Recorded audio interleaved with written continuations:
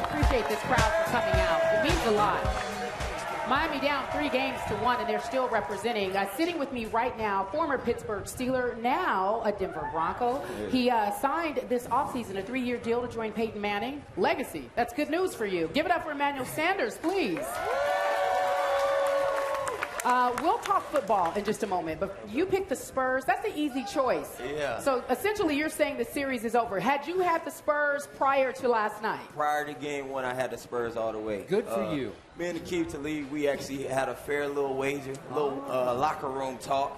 And he's a big Heat guy, and I'm a big LeBron fan. I think LeBron is the greatest player in the world, but I had to go with the Spurs. From a depth standpoint, the Spurs from 1 to 10 are way better than the Miami Heat to me. And then not only that, just watching the playoffs from a fundamentally sound team, you know, you can't pick a better team. And, you know, the ball movement, like you said. And I remember playing AAU basketball, and my team was kind of the, athletic guys, street ball, we'll beat street ball type teams, but every time we faced a team that was a fundamentally sound team, they'll beat us. They shoot our lights out, they're at their spots. They set up an offense and things of that sort, so I had to go with the Spurs. I'm kind of like Stephen A. Last year, Stephen A., he wanted to go with the Heat, but he was like, from an analytical standpoint, I'm going to follow, my mind instead of my heart. So this year, I went with the Spurs. I followed my heart this year. but I looked at them yesterday, and like I said, it's not an excuse. It's just a point of fact to watch them and to look at them look gassed so early. You watched the game last night. Did you not see what I saw, a Miami Heat team that looked tired? You know what? Last night I was actually in Denver. I didn't get an opportunity to even watch the game because I was on the plane. Okay. But I remember talking to Keeb in the locker room, and I told him, when those guys in game 3, they're out there trying to come back, they're playing extra minutes, I said, look, they might just lose 2 games in a row at home because they're going to be winded. And obviously, when I got off the plane, I checked my phone, and I was excited because, like I said, I got that little wager with it.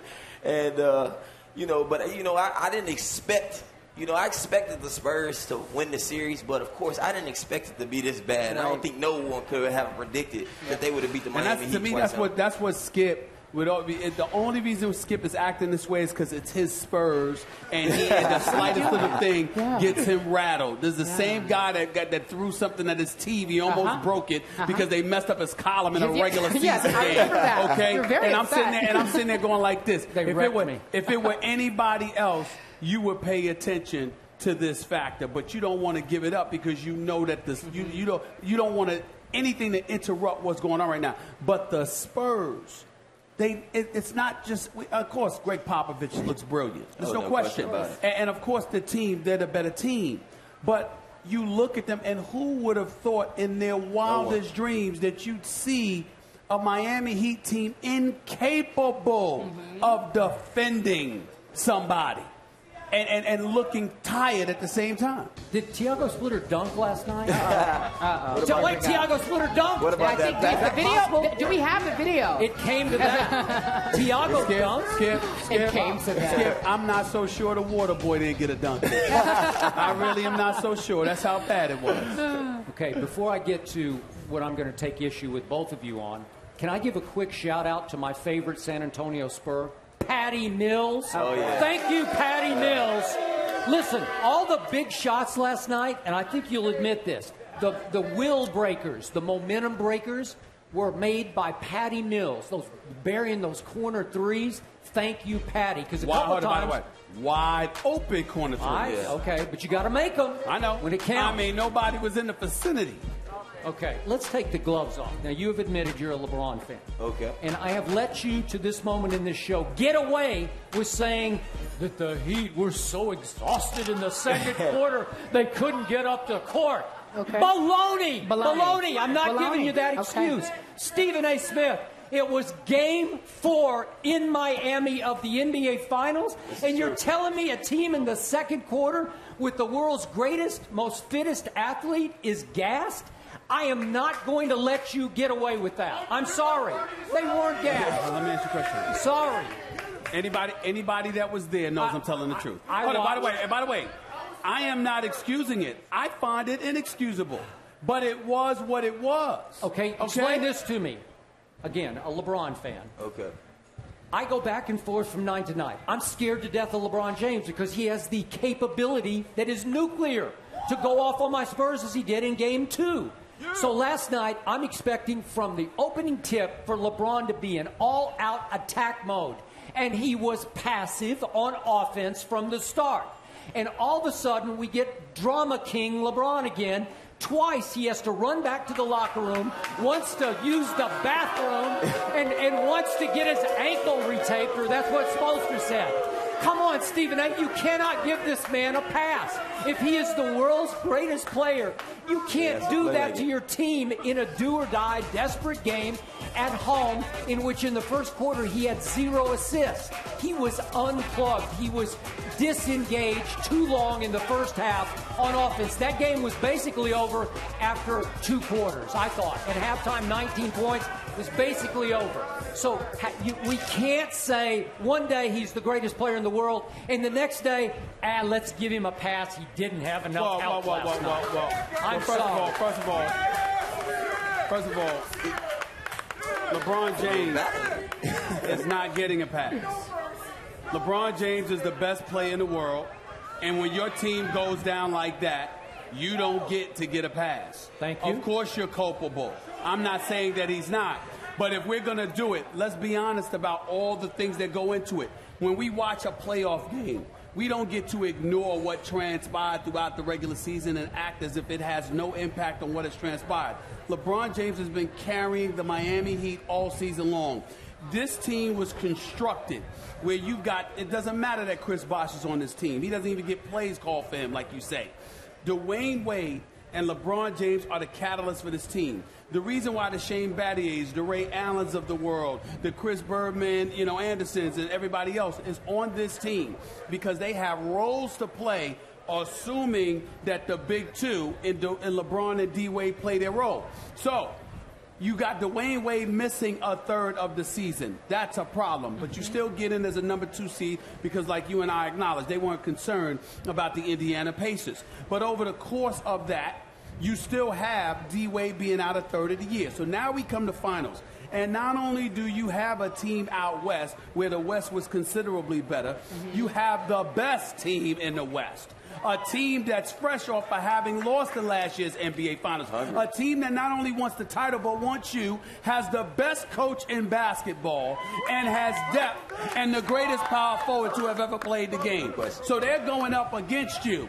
And now you're LeBron and your compadre, your number 2 dude. Tim Grover swears Dwayne Wade's knees are fine. Structurally, they may be fine, but as we clearly saw last night, it had no lift whatsoever. Couldn't get off the ground for crying out loud. So what are we saying? What you got to deal with is, I don't have my number 2, and the role players, their productivity is contingent on what me and my number 2 do. And it wasn't there. What you want me to say? It is what it is. Okay, in Game 2 in San Antonio in the first half, LeBron James scored 12 points in the paint.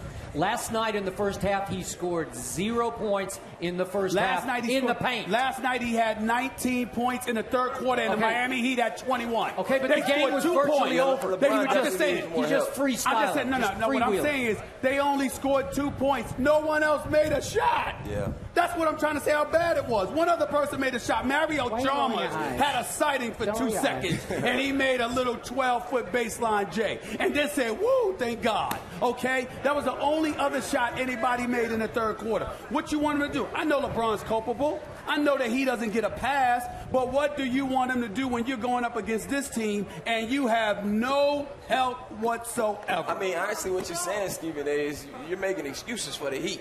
You know, I'm talking facts. But you are making excuses. At the end of the day, this whole conversation comes to one point: the Spurs are the better team. Okay. It comes down to it. They're the best team. But I recall saying that. Point blank period. But I recall saying that. No one saw this series looking like this. The Heat being beat twice at home. No one would have. You may have been in the friendly skies, flying from one city to another. Right? You may not have heard. You may not have seen the show.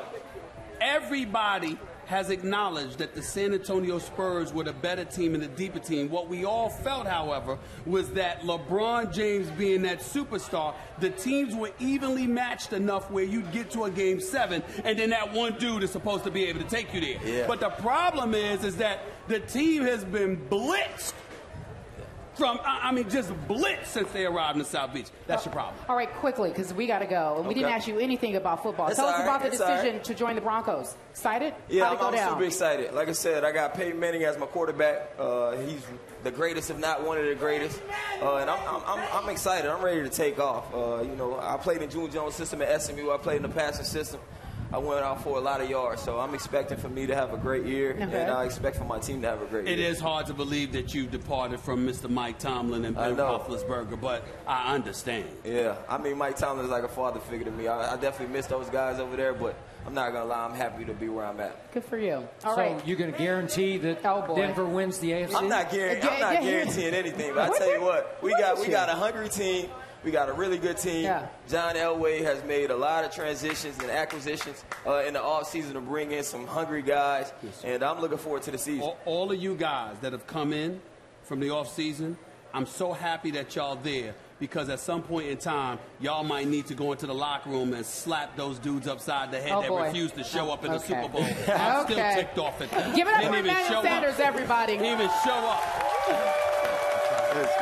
Emmanuelle, do you know Antrell? Have you guys met before? They should be embarrassed. They We're gave going to Peyton the Manning pickup no for support. Giant safety Antrell Roll is there. Representing